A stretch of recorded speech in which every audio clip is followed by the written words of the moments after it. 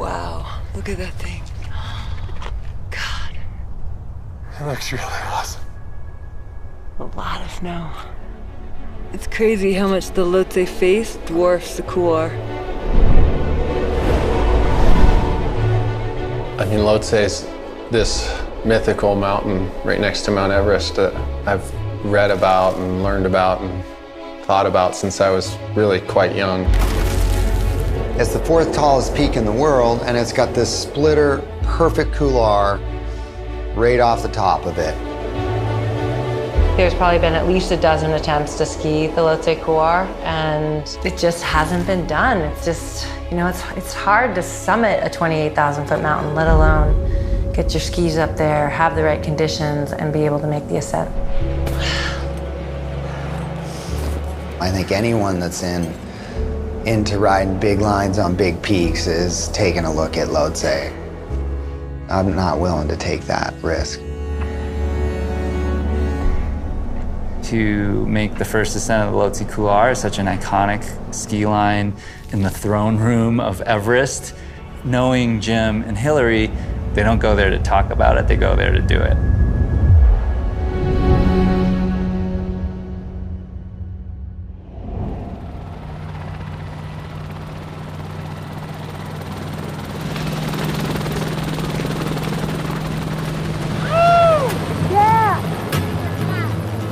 In like 4 days' time, maybe 5 days' time, we're gonna go to Everest Base Camp.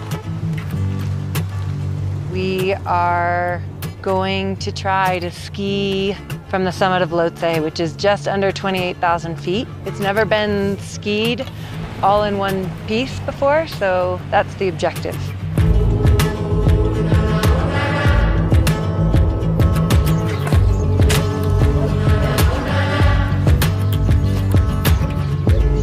Hillary's just an extraordinary person, a complete badass in the mountains, being a mom and maintaining a professional ski mountaineering career. It can't be overstated like how many challenges that comes with.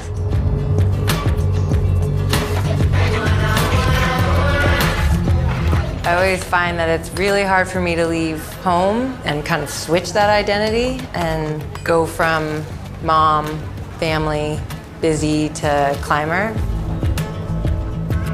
I'm also like happy and living intensely in these moments, and I have explained that to my kids. We talk about all of this stuff, and it means that much to me that it's worth it.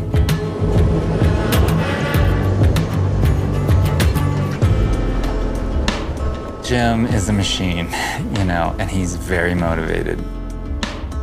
Part of the game of trying to ski at really high altitude is we won't be up super high for another month. It's going to take a lot of patience and a little whittle away at higher altitude.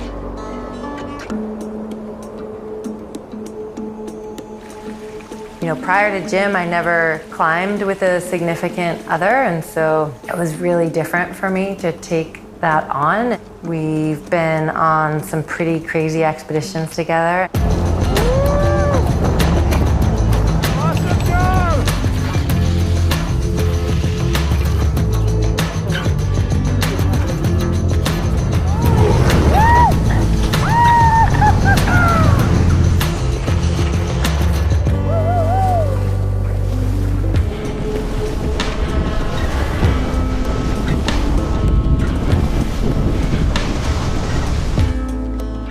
Extreme here. I'm running down the mountain trying to keep up with my climbing partner, Jim Morrison, butt sliding off to base camp.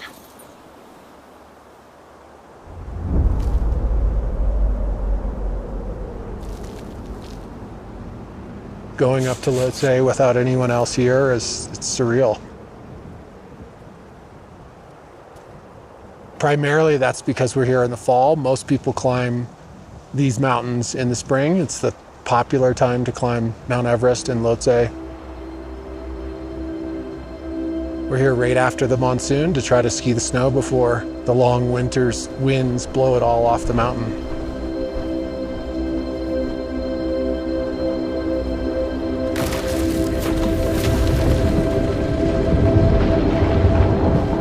To climb the Lhotse Couloir, you are essentially climbing the Everest route. You're literally the next mountain over. So you have to go through the icefall, you go through Camp 1, you go up the Western Coombe, you spend the same time at Camp 2, you go to Camp 3, and then from there, you basically go directly up the Lhotse face. From there, we'll ski the 2,000 feet that makes up the actual Lhotse Couloir itself, and then another 5,000 feet on the Lhotse face. In a minimalist sense, you need a strong Sherpa team to build that route.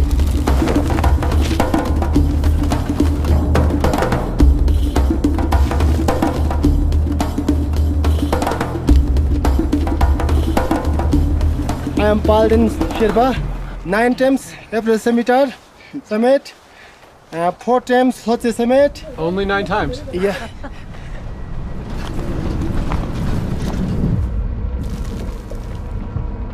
I mean, the first major issue is this ice fall, in which you look at a photo of that and you go, you should not be walking through that. The fact that they're going to Everest out of season, so there's not all these teams there that are helping put this route through the ice fall, and they have to do it themselves, that in itself is this massive challenge. In the springtime on Everest, there's 1,000 people pounding in the path from Camp 2 to the summit of Lhotse. We have to make the whole trail ourselves. We have to figure out the route. There's definitely bigger risk, but our chances of skiing are better.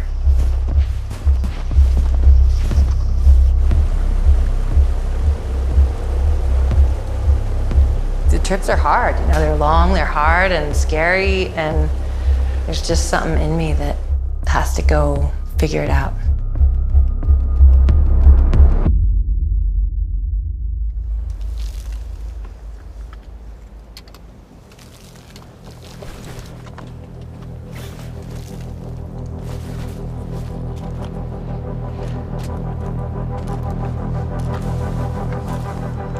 I'm gonna try to get to Camp 2 today.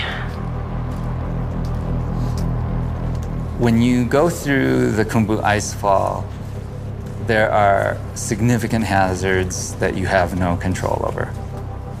It's a little bit of Russian roulette.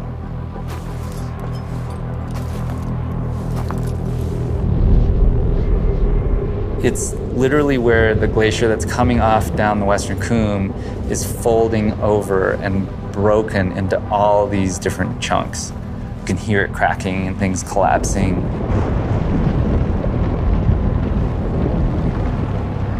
And it doesn't matter how good of a climber or skier you are. You know, it's very dangerous. Wow.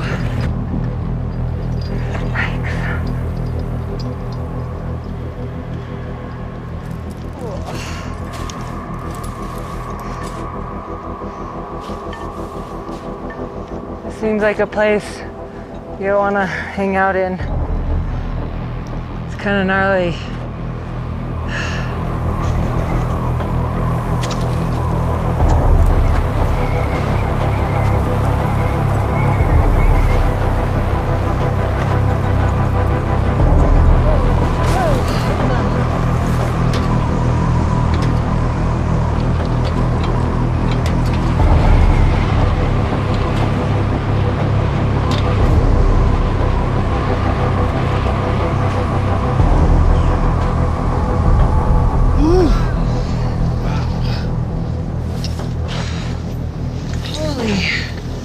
Holy, heavy, hard.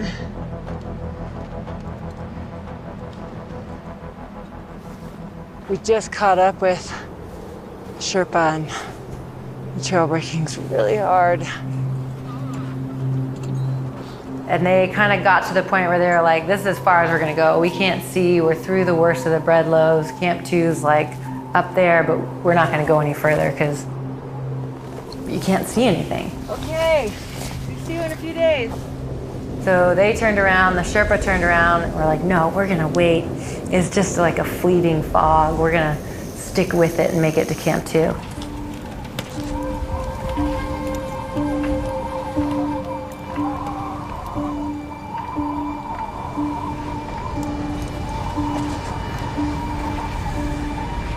I had this like kind of sinking feeling that we were not on the right route to Camp 2, that we're actually a little too close to Nuptse, which is like a 7,000 foot vertical face that avalanches a lot.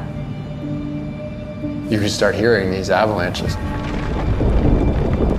A cacophony of noise just pounding down. This is pretty intense. Lots of zigzagging our way through.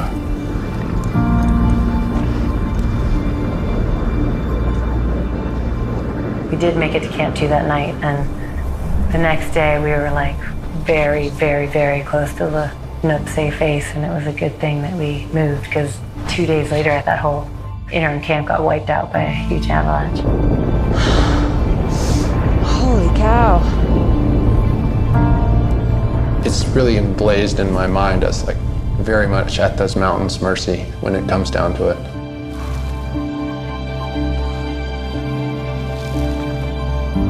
Sort of my mantra when I'm away and I have those bouts of guilt or just that desperate feeling of like, what am I doing? Is this too dangerous? I just tell myself that, you know, I mean, it's what I love, and I'm so passionate about it, and I just feel that if I can convey that to my kids, then they see me as a person, as a passionate person, not just their mom, but their mom plus.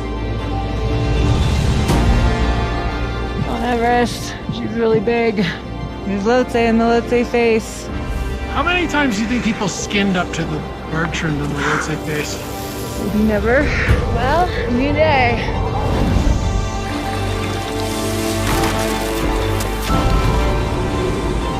Headed up tomorrow. Headed up tomorrow.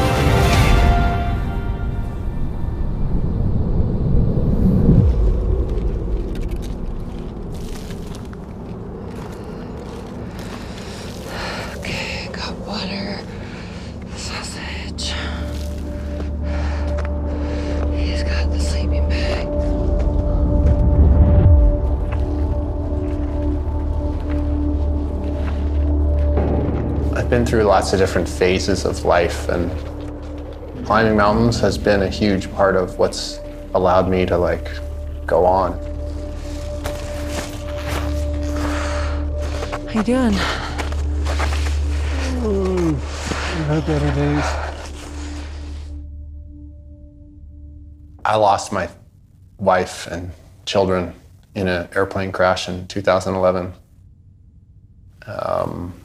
I had life by a string. I had everything going in the direction that I'd worked hard to put it in, and in an instant, I sort of lost everything near and dear to me. I was crushed, and I think the mountains have helped keep me alive, keep me going, but just really be focused on, this is what I'm doing right now.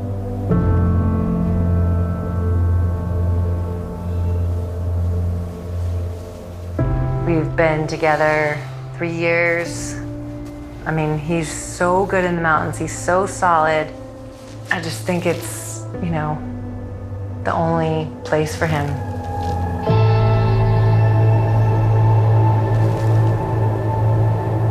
Wow, it's quiet. Basically rest here. Try for the summit tomorrow. It's kind of the last day before the winds hit. We have almost 4,000 feet above us.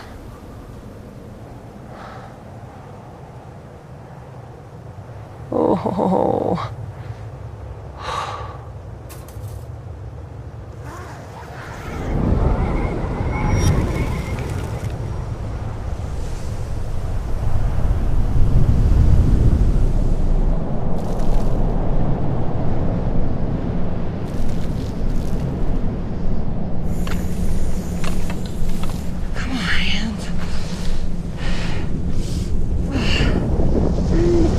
What was that?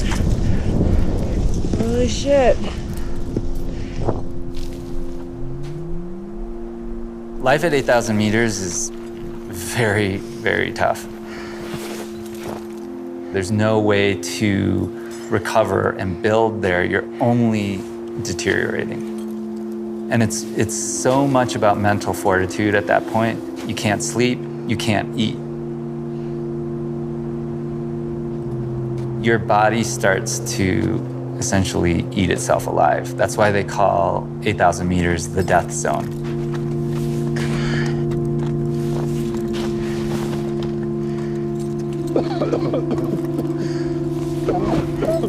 Ready for the sun now.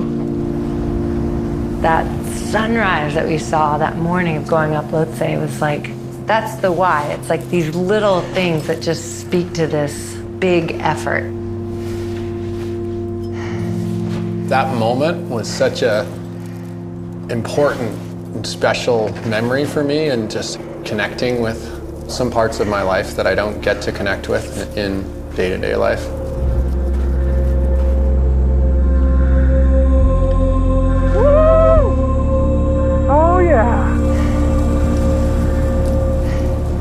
I think that's what the deeper meaning is for me. It's really going out there and suffering and getting into a really unique environment.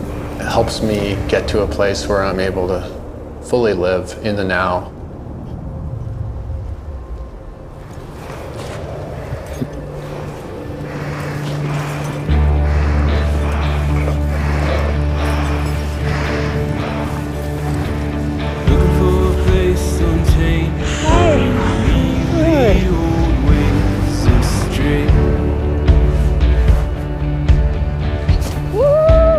Just getting to the summit.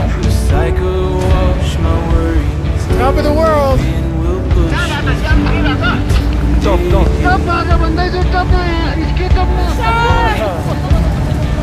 So stoked to be here with you guys. Running wild indeed.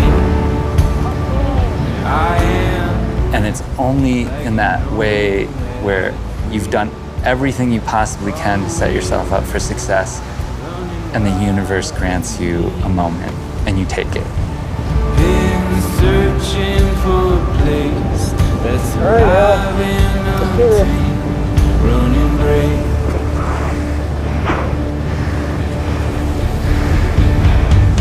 Not all who wander lost, it's a chance to face your fear. And here we were like doing these full consequential hop turns and side slipping, and then going from like breakable crust to sugar snow and back and forth.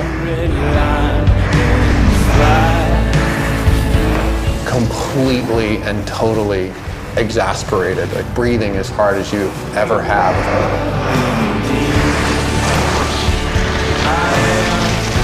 Made a turn and I made another turn, and it was getting really tight and a little bit off camber, and I was like, I'm never going to be in this place, in this moment again. I should really make this next turn count. Even though I sort of want to side slip through here, I'm going to make 2 more turns because I'm never going to get this opportunity again, and I want these 2 turns to be with me.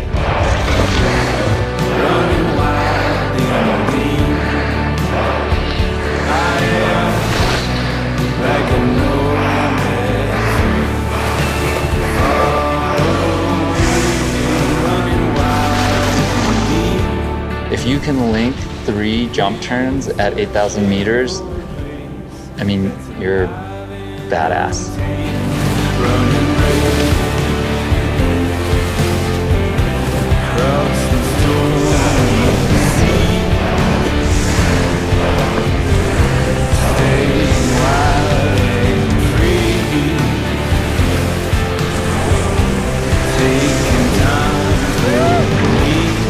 If you think of all the thousands of little things that need to line up for that to happen, and not only to succeed, but get it in what I would call Himalayan, like A+ conditions, it's truly a mini miracle.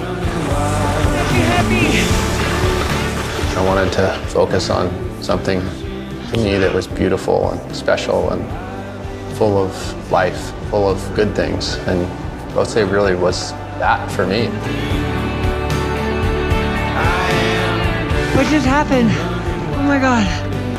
You just skied the Lhotse Couloir in the Lhotse face. I think it's important to take risks in life and not just wait for it to come to you. I think this is as far as we can ski today. I think it's done.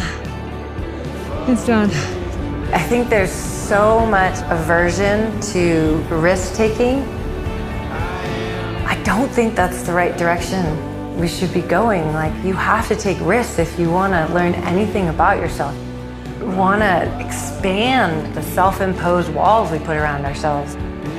I think that is what's interesting to me about us as a species, is that we can do that, and that is how we move forward, how we create things, how we have ideas, is by taking risks and being a little different or being passionate about something. And you don't have to climb Lhotse to do that.